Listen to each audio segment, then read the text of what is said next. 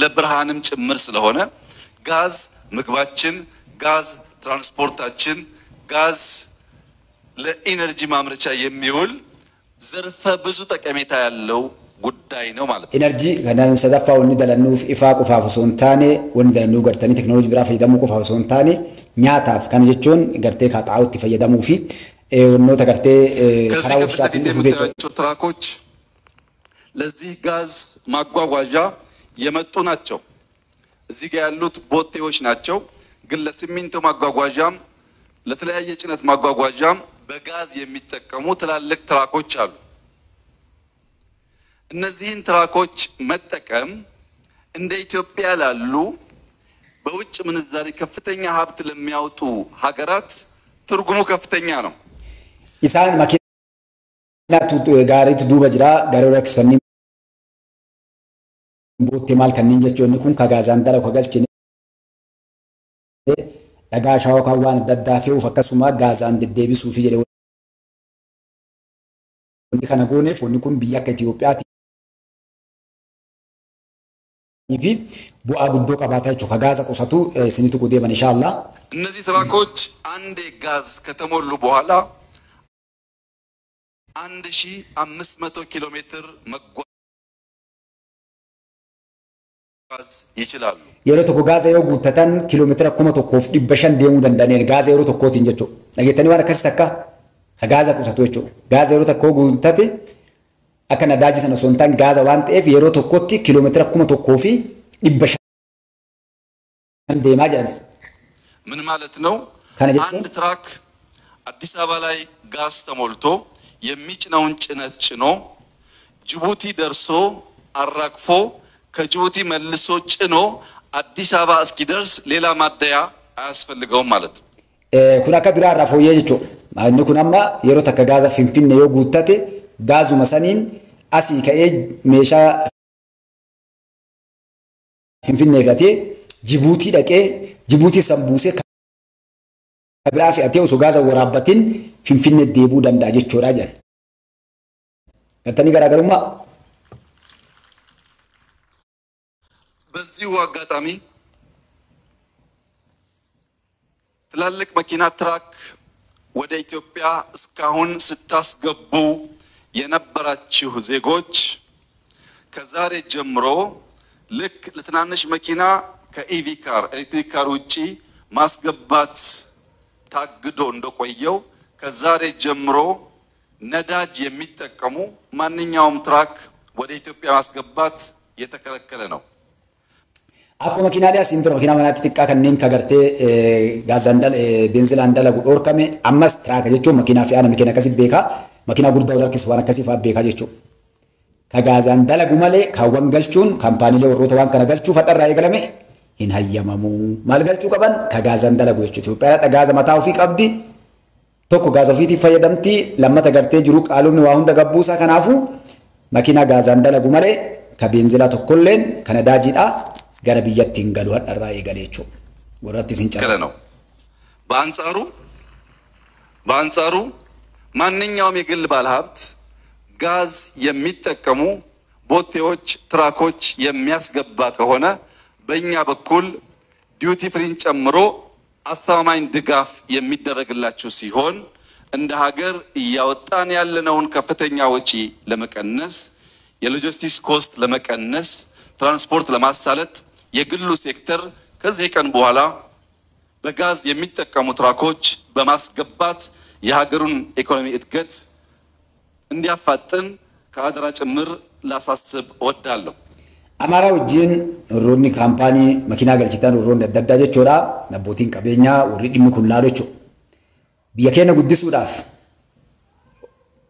አከቢቴነ ጉዳት ኡፍ ጅጅሩ ቢየጅጅሩ ዳፊ መኪና ፊያ ዮካና ሞትራክ ገልጭታን ከንጋዛ ከገልጭታን ከበጃዳን ሲንጋፋዳ ከነረተሞ ሞቱማን ergaasa barbaachisu wannoota adda addaa ilaalcha godhachuudha mootummaan isinii godha kanaafu hadda irraa eegaltanii wanni kabajaan isin gaafadhu makiinaa tiraaka yookaan ammoo makiinaa fe'aa irra salphataa namni akkasii beekaa kan gaazaan dalagu malee kan nadaajii yookaan ammoo gartee waan biraatiin dalagu tokkollee akka hin galle adda irraa amaanaa isin kadhaa jedhamu jechuun ministeera. ላሳስብ እወዳለሁ።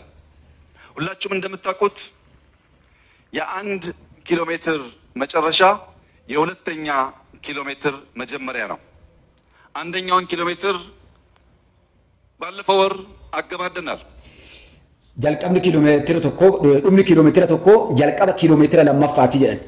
Kiiloomeetira tokko yoo deemtee fitte kan lammataa jalqabuuf xumurri dhumni kiiloomeetira duraa jalqaba kiiloomeetira lammaffaatii jedhan. ሁለተኛውን ኪሎ ሜትር ዛሬ ጀምረናል። Kiiloomeetira lammaffaadhaa eegallee jirraa jedhan.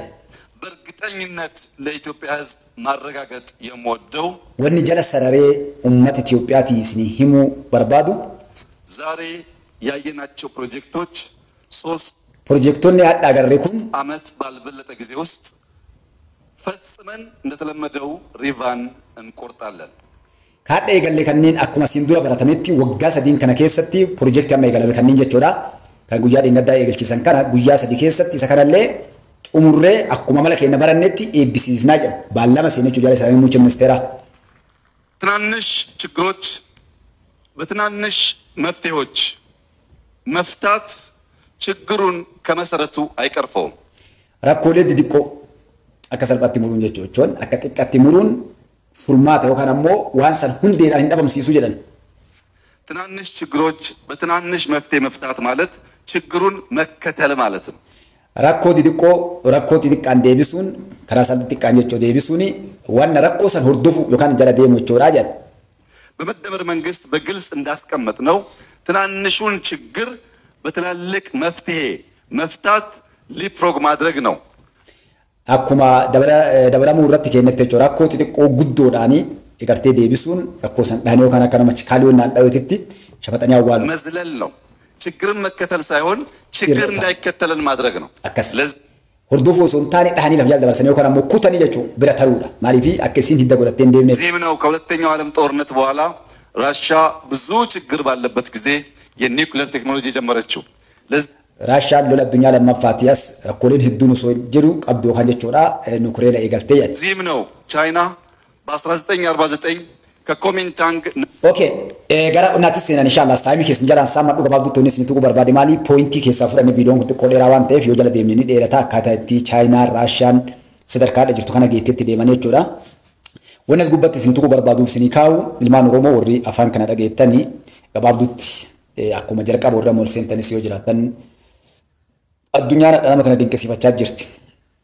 Eenyu Dr. Abiy Ahmad Ali ekonomiin jirre keessatti yeroo uummanni biyya kanaa hin hubatin namoonni hedduun jibbaaf osoo ta'u hubannoota dhabuu irraa itti duulanitti yeroo namoonni silaa waliin dhaabbatanii gurmuu ta'anii fi hojii tan akka dura deemu godhan keessatti warri gartee dura dhaabbatan adda ofii rakkoolee hedduu chaalenjii yoo isiniin jedhe rakkoo mootummaan kun keessa dabre guyyaa tokko naa qabadhaa hundi keenya gabbaanee waliin dhaga'uu deemna gaafas ni ajaa'ibdan akkana aadaa jechuu deema namni hedduun akkanaan seen hedduun nama harka 190 rakkoolee gugurdaadhaan marfamee mootummaan kun waan nama dalagaa jiru kan dalaga rakkoo akkam beektuusi kaalaatiin ka addaa fakkeenyaaf naannoo Amaaraa lola jira haga Affaar bakka hedduu keessa gartee balaa kaasuu galgala ganama si'achuu reeni jechuudha rakkoolee gurdaa hedduu deemaa jira waan rabbiin gartanii dalagu ammoo faannoon mootummaa kana jigsuu dhufte ofii wal fixaa jirti amma ofii walaxaa jirti jechuudha bakka hundatti.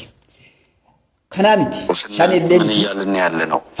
shanillee miti faannollee miti rakkoon mootummaa kanaa dhaabbichuudha. Namoota isa wajjin alaa kiiloo keessa jiran namoota dalagaa adda addaa bakkoota furaa irra jiran inamii dhaabbichuuti diina dhaabbichuuti irra guddaan isaanii waan garaa isin nyaatu waan isin ajaa'ibsiisu diina fagoodhaa ofirraa eegdaa akkatti ofirraa eeddullee qabda alaa waan si dhufuu fi balbala cufattee eeggatta naannoo san waan sosso eenyu dhufaa jira maaliif dhufattee ilaalta kasi bira jiru kasi waliin nyaatee dhugu ka ati kiyyattee na gargaar jettee of cinaa keettee waa godhuu hin dandeessu isa san keessa dabreen namni kuni sadarkaa hadha addunyaan dinqisiifattuu fi amma isinitti himaa jirru kana biyyoonni guddatan haga Ameerikaan baatutti gammachuu yookaan ammoo jabinna nama kanaatii fi dinqisiifachoo jabinna qofaa miti dabarsaa jiran isaa miti wannan na ajaa'ibsiisu adeemsa namni kun itti deemu akkaataa itti waa hundatti lafa kaa'uuf yeroo jedhe irratti point tana dubbiin pointii nu laaluu qabnu namoonni hubachuu qaban yeroo jedhe san irratti waan jedhe san lafa kaa'u maaliif gufuuleen hedduun osoo jirtu gufuun guddoon maali ajjechaa isaaniiti ta'etti aantu maali hojii kana fashalsuudhaa fi namni silaa isa gargaaru mootummaa kan waliin dhaabbatu diinatti ta'u Sadaffaanoo ummanni kun ka isaaf ifaa jar hubachuu dadhabu. Arfaffaanoo maal beektus? Arfaffaan warra waa tolchuu irra warri waa balleessu dachii tanarra guutu. Shanaffaanoo diinaa lukeexanii ergamu. Jaaffaa torbaffaa yoo jennee deemne keessaan baanu. Mootummaan kun chaalenjii agana ga'u keessatti injifannoo gurdoo galmeesse. Waan garaa isin nyaatu saba kiyya wannaan isin ibsuu barbaadu. Qe'ee gandarraa baadiyaa irraa eegalee nam tokkee irraa eegalee haga nama lama sadiititti nam sadirraa haga gamtatti haga aanaatitti haga godinaatitti deem gadi ol kootume aanaa godinatti haa dhufnu godinaa caffetti ol haa dhufnu caffee federaalatti haa dhufnu namni aabbichuu gargaaruudha warra aabbichuu dura dhaabbatu caala waan garaa isin nyaatu. Namni irra laafaan irraa gadi maal godha beektanii uummata mootummaa kana rakka kaasa. Ijoolleen silaa new generation lafaa dhufaan hadha hireen tumteenna biyyi tun nuuf guddachaa jirti itti fayyadamnu jedhanii silaa mootummaa kana waliin dhaabbatan yoo akkam laafatti maal godha text messageidhaan dhaamsolii dabarsanii mootummaa kana duulchisan. Namoota mootummaa kana waliin dhaabbatan arrabaanii waan biraa dhaban dhagaa irratti darbatanii hamilee cabsuuf tattaafatan. Namoonni hawaasni keenya qotee bulaan horsiisee bulaan warri siyaasaa irraa quban qabne isaanis hin laalle hubannoota hin qabne haga sadarkaa mootummaa kana irratti duulan geessa. Gosin hin jedhe maaltu kana geessa? Warra ganda keessa saamu hatu hachisiisu. Namoonni hedduun waan garaa isin nyaatu isin waan garaa isin nyaatu. Yoo namoota muummicha ministeeraa ajjeefne yookaan buufnee muummicha ministeeraa taana jedhu ani isin ilaakka'e hin amantanii jechuudha. Ni kijibdaa naan jettan. Nama maqaa namoota qabu dandeenya. Ebalu jenne namoota yoo ebalu jenne amma kijibde baay'iste isin jettan. Namu biyya tolte tana waan dalagame kana dhaaluudhaaf namni akkam yoo laaffate osoo danda'ee nama kana ajjeesee bakka san dhaqee hin jenne xiqqa. Sadarkaa namoonni garee namu haga gandatti haga kutaatti hanga naannootti hunduu muummicha ministeeraa ta'u hunduu bakka tana dhufuudhaaf hawwu takka